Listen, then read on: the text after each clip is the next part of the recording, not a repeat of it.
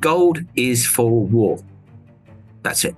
Gold is for war. That's why governments buy it, because if they ever get in a war and they say, hey, would you like to take our paper, please? We're having this war. We might all die. Can you take our promissory note? People go, no. Oh, what will you take then? Gold. This is Kaiser Johnson with Liberty and Finance, and these are the Miles Franklin Weekly Specials for July 22nd through July 29th, 2024, while supplies last. First, we feature backdated 1-ounce gold Canadian maples at the lowest price in years, at just $65 over spot. Next, we have backdated gold 1/10-ounce eagles at $39 over melt per coin. We also have 2024 1-ounce Silver Britannia at $3.29 over spot. And finally, we're offering Dealer's Choice Constitutional Silver half dollars at $2.50 over spot. To order our specials or any of the many other options we have available, call us at 1-888-81-LIBERTY. That's 1-888-815-4237. We're available after hours and on weekends, and we look forward to speaking with you. Hey everyone, this is Elijah K. Johnson with Liberty and Finance. And with us today, a new guest, Clem Chambers, CEO of Online Blockchain. Clem, thank you so much for joining us today. Great to be here on your show. Well, it's great to have you today. I first saw you on the David Lynn Report and also Kitco, and I really wanted to have you on today to discuss the economy and also the markets. First question, kind of broad overview. You can take this the way you would like, but your perspective, because a lot of people have been talking about a recession coming in the near future. What is your economic outlook for the U.S. and Europe for the coming months? Well, I think I'm very contrarian on this and also it's good for business to say how terrible everything's going to be and the world's going to end and everyone's going to go broke and the dollar's going to burn and et cetera, et cetera. But actually, the economies of the world will continue to improve for the next 2 or 3 years. So we're in a sort of economic bull market because we're coming back from the terrible disruptions of the COVID period. And the world is still repairing itself. Now, when you are in a trough, it feels terrible. And even when you're recovering from a trough, it feels terrible. But it doesn't mean you're not recovering. And most people get markets wrong because when the market crashes, they think it's terrible. When the market crashes, I think it's wonderful. It's crashed. And I buy lots. And then it goes up. And when the markets are high, everybody thinks the market's wonderful. And I think it's terrible. That's when I sell. And then it crashes. And then I buy.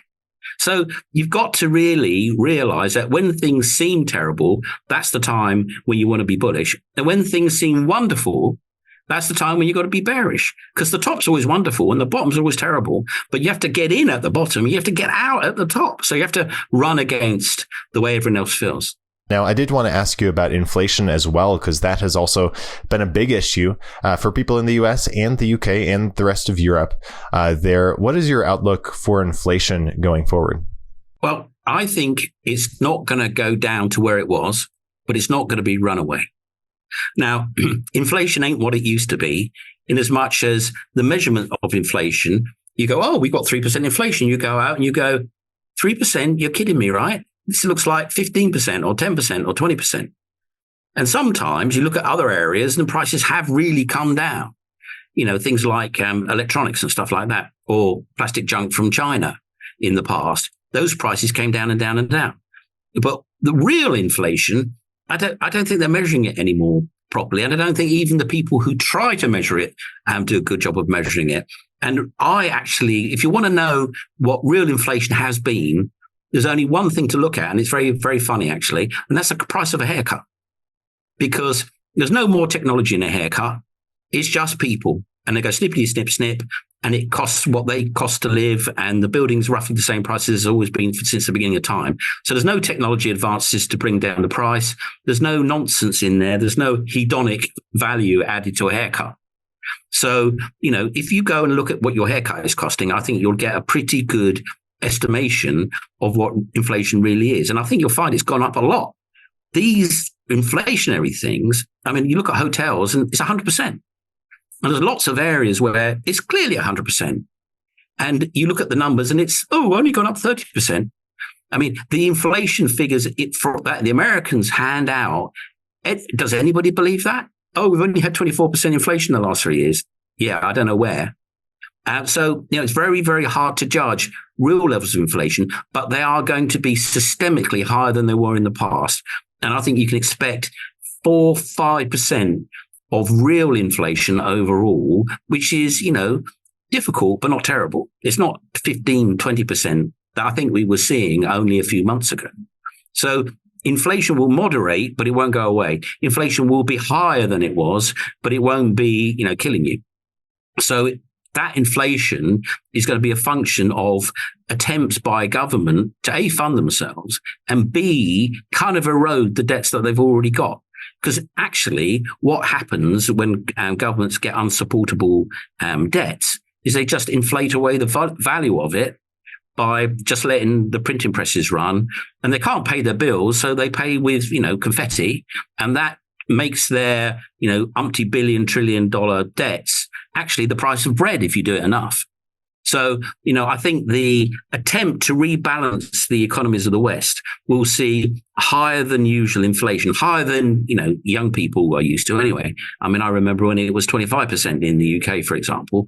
We won't be going back there anytime soon, but we won't be going back to 0 or 1 or 2% inflation. So inflation will be elevated, but it won't be too bad. It won't be runaway. It won't be disastrous. So I did want to ask you about how you don't see disastrous inflation going forward. I know you've mentioned how, every month there's another person predicting hyperinflation. But with the expansion of the monetary base, as we've seen in the last decade, and also the emergence of the BRICS nations seemingly wanting to move away from the US dollar, why do you only see moderate inflation going forward? Well, because they are in control of inflation. What you have to understand, and most people don't get this, is there's only one organization, one type of organization in the world that can create inflation. It's called the government. Yeah. And it does not happen by accident. It happens on purpose. Now, they don't go, oh, we're going to have inflation now because we messed up. Oh, we're going to have inflation now because there was a war. They just go, oh, we need inflation to make everything work out going forward. And they make it. Yeah. So you go to Japan and they say, oh, no, inflation is a mystery to us. We can't create it. We've got deflation. Oh, no. We can't do inflation. Well, why didn't they bring in the Minister of Finance from Zimbabwe and teach them how to do it? Yeah. It's because they don't want to say, yeah, we're going to have high inflation now because we cocked up and we've got a problem with the fact that we're in big debts and we've got to erode them away. They don't say, oh, we're going to have deflation now because actually that works for our policy. They just do it. The people like to say the Federal Reserve are a bunch of, dummies. They're not. They're really not. They're really smart, and they're doing an absolutely remarkable job keeping the train on the road. Well, maybe that's not a good metaphor. Keeping the train on the tracks. And they're doing that by regulating money supply. And you saw when all the secondary banks were going down the toilet last year, all of a sudden they printed money. And then when they regulated the situation, got it all under control, they started taking it out again. You can actually, they published the chart of money supply. It's all there to be seen. You can see it. And every month they're going, get this money out of the system. we've got to keep doing it. Can't keep doing it. And when you see the market crash of a few years ago, that's when they started taking it out. And obviously the market went, thump. Yeah. So you can actually see them at work and they really know what they're doing. But of course, they're just the really, really bright economists of these insane politicians that are spending money like sailors. And they're just, spending it like no tomorrow. If you spend your money like they spend our money, you go bust. You go bust in months. But the Fed has to try to not have them break everything. And they do their very best to moderate growth and moderate inflation. But sometimes you just simply can't when you close down the world and everybody goes on holiday for 18 months. There are big consequences for that. And you've seen those consequences in inflation. And now they're getting it back under control, and months and years of grinding up from that pit of economic catastrophe. We are, getting along that road. And as I was saying earlier, there's no money to be made in media by saying, yeah, it's all looking up. It's all going to be fine. Nobody wants to read that. If I did an article that said things are going to be fine over the next couple of years, don't worry. And I did that in Forbes, I would get 0 readers. There's absolutely 0 readers. If I said the apocalypse is next Thursday, gold is going to go to $50,000, I guarantee. If they let me have that headline, I'd get 5 million viewers. So, you shouldn't follow doomsters, because doomsters have always been wrong, haven't they? When did you start reading doom? Ever since I was a child. It still hasn't happened yet. I think those are some very good points there. I did want to ask you about specifically inflation and interest rates going into the end of the year. You've mentioned how it doesn't seem like the Fed is going to make take dramatic actions before the election, because that would obviously look like interference there. Can you expand on what you see the Fed doing in the next couple months? Well, the beautiful thing is, it's out there, and they've already kind of published it, and it's called the reverse repo. Now, this is all very technical, but effectively, the system makes money. And if banks get all this cash coming in and they don't want to lend it out because it's too scary, or they're too bored, or they just don't want to lend it out, they give it back to the Fed, who pays them interest on it. So you can judge the excess inflationary money in the system by looking at this so-called reverse repo account, which is the excess money in the system that the big banks have given back to the Fed and said, you just pay us interest on this. We don't want to have this on our balance sheet. We prefer to get interest from you and not lend it to anybody in the world, apart from lending it to you for a rate of interest. And that's normally zero, because normally they don't have enough money to lend to everybody they would lend to. But at the moment, they've got more money than they've got people to lend it to. So they give it, or they lend it to the Federal Reserve.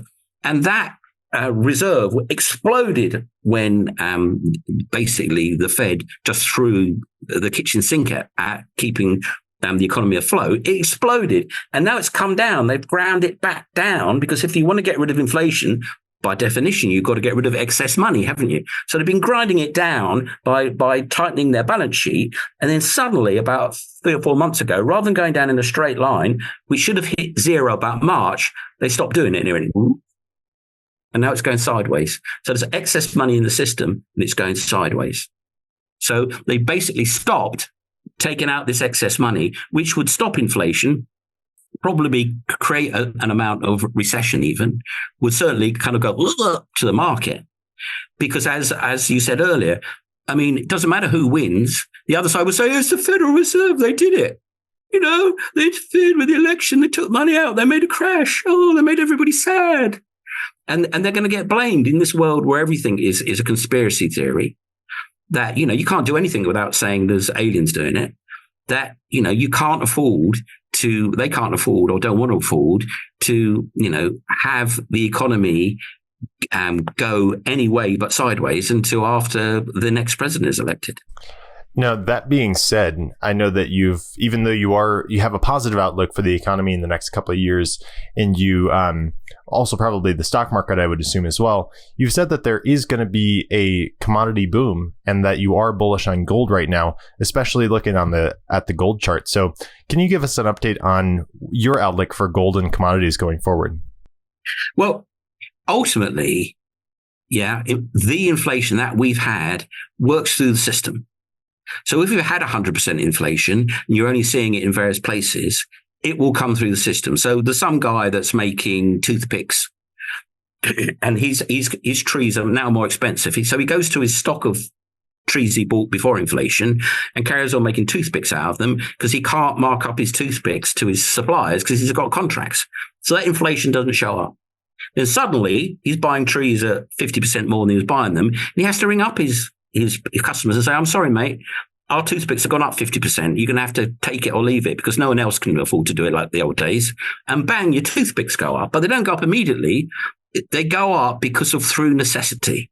And it takes time to work through the system. And you'll see that with commodities, because the reason they're commodities is commodity means it equals money. Money equals it. Copper equals money. Money equals copper. Oil equals money. Money equals oil. That's why they're commodities. So if the value of money goes down, the notional value, i.e. the number, goes up, because the money is less valuable than the copper, because the money's been diluted, and you can't dilute copper. You have to dig it out of the ground. Well, you actually can dilute it. That's what happens to commodities. When everything's stable, they build bigger diggers, and they build bigger dumper trucks, and they dig bigger holes, and therefore the cost of that copper comes down and the value of money goes up. That's the other side of economics. But when you've got money that has been debased, if you want to put it that way, or has been diluted in value, then the price of commodities sooner or later catches up.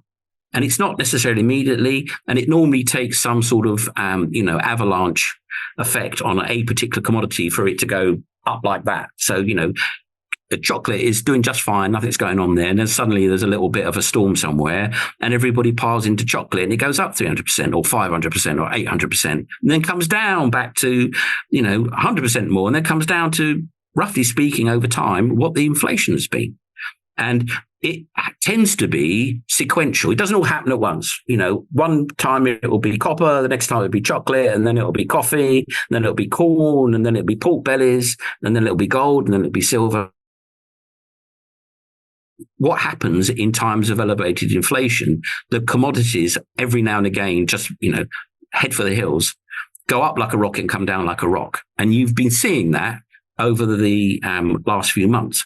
But the thing is, no commodity is spared. They all do it. And it's just a sort of FOMO thing, where which is the next one to go? Oh, it's nickel. Oh, let's pile into nickel. Oh, it's lead. Oh, let's do that. Oh, it's orange juice. It's lumber.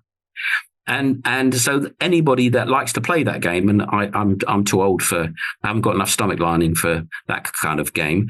It's a thing that's going to happen. So you just stake it out and wait for it to kick off, and then you can play that game. So that's for people who like to, gamble effectively in commodities. But overall, the cost of commodities over time adapt to the realities of the inflation that's gone before it. So it seems like if you want to play it smart, right, you can ride those cycles, because we see a general increase of prices over time, but not every commodity rises at the same time. So if you ride those waves individually, then you can make a profit. Is that kind of what you're saying? Absolutely. The only thing you have to think about is how well do you sleep at night? And, for most people, they're just not psychologically cut out to put that much money on the line. And, they don't do it on the hope of making $100. They do it on the hope of making 100,000 or 1 million.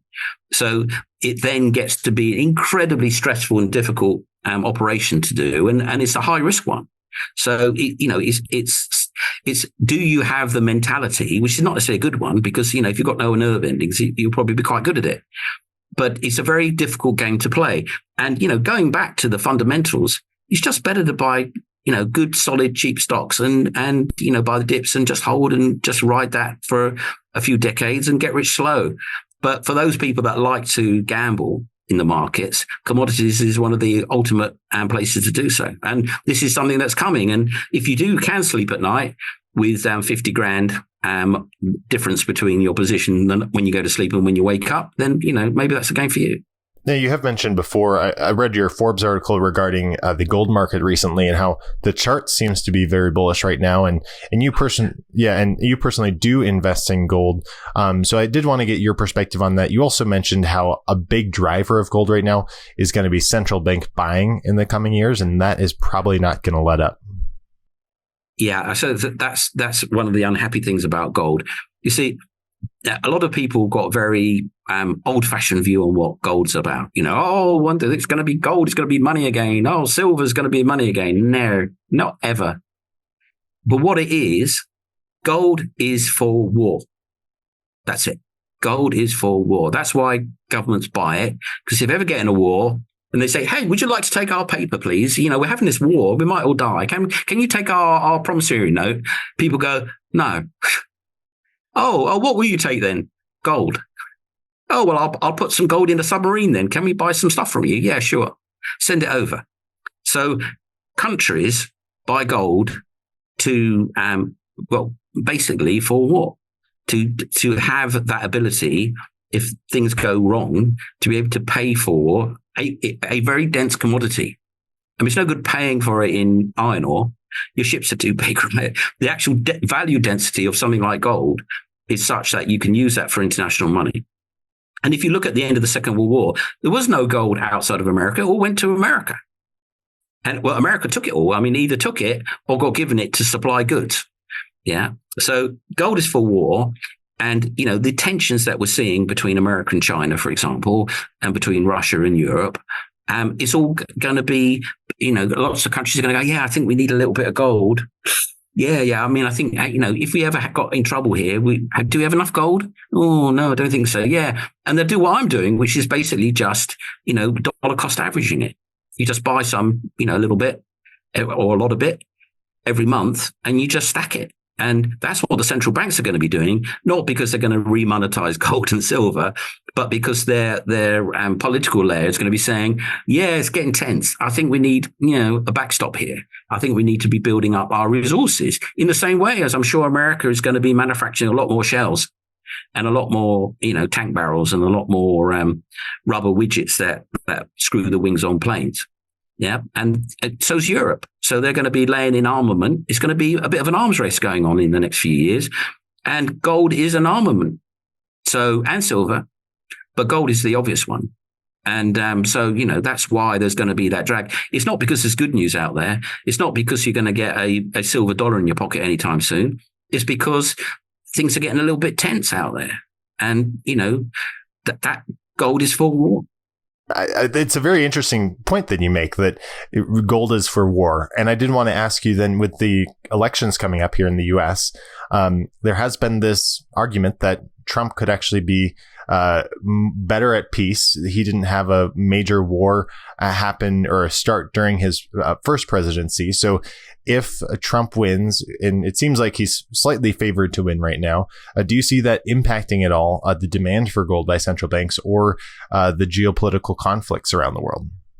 Well, I mean, there seems to be a rise of the nutcase in charge of governments.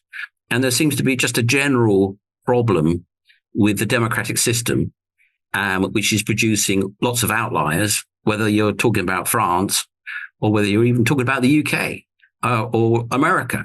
And it just doesn't stop there. So I think there's a general level of instability that we're having. And again, it's a systemic thing. It all comes from social media. I mean, it's a new media. People are informed in a different way. People get ideas through many, many different channels. And they're getting a perspective where suddenly they realize that lots of media, we all know foreign media is wrong and propaganda, but ours is fine. Ours is honest and straightforward, and they would never lie to us. Oops. The scales have fallen from a lot of people's eyes, and the whole political dynamic has changed. I mean, if you look at the difference between 2 years ago, when you couldn't say boo to a goose without getting deplatformed and demonized, it's going back the other way at light speed. So when you've got a turbulent political period within a democracy, the general stresses between countries are going to be there as well, right? Because people can't even get consensus within their own country, let alone between countries. And then, you get tensions rise, and they're going to keep on laying in that gold and keep on laying in those resources. And, that's not necessarily good news at all, but there you have it. There's not much you can be done about it until sanity decides to break out. It can't be bad for gold. Well, I guess it's a good way to hedge against uncertainty. It seems like. Any last thoughts before we let you go, Clem? And if our viewers are interested in learning more about your perspectives and insights, where can they find you? Well, you can always find my stuff on Forbes. I write several articles a month. I have done for best part of 20 years. And they can also find out whether I'm full of, nonsense or whether I call this stuff right, because I go back a long, long way back to the credit crunch when I said, it's coming. And then when at the bottom, I said, you need to get back in now. So I think I've got a good reputation on that, and it can be checked. So go to Forbes, read my stuff by all means. I mean, what I do, people often say, they go, well, if you're always so right, why do you do it? And I do it because writing crystallizes my thinking. It forces me to, knock down all the bricks in my brick wall of financial ideas and make sure they make sense. So I put myself through that discipline several times a month so that I can crystallize out in my own mind what's going on and what's going to happen next, which is probably why I can explain it kind of quite clearly. Fantastic. Well, Clem, we really appreciate your time today. It would be great to have you back on sometime soon to get really an update on all the things happening and that we discussed in the economy today. Any last thoughts before we let you go? Well, I think people need to get in it's an English phrase, is on the front foot. That means, positive and, ready to grind up the hill, positive mental attitude. Now's the time. It's a time to be economically active, not to be too defensive, not to be scared of being out there in the economy, out there in the markets. But obviously, that's not a license to go crazy and start being speculative. It's a good time, as good as any. The only better time to be in the market is at the bottom of a crash. But we are, economically probably only halfway up back from the depths. So there's a good period coming, and those that take advantage of that trend, and it's going to be quite a long one, will do very well. All right, Clem, thank you so much for your time today, and God bless. Thanks very much. Bye now. This is Kaiser Johnson with Liberty and Finance, and these are the Miles Franklin Weekly Specials for July 22nd through July 29th, 2024, while supplies last. First, we feature backdated 1-ounce gold Canadian maples at the lowest price in years at just $65 over spot. Next, we have backdated gold 1/10-ounce eagles at $39 over melt per coin. We also have 2024 1-ounce Silver Britannia at $3.29 over spot. And finally, we're offering Dealer's Choice Constitutional Silver half dollars at $2.50 over spot. To order our specials or any of the many other options we have available, call us at 1-888-81-LIBERTY. That's 1-888-815-4237. We're available after hours and on weekends, and we look forward to speaking with you.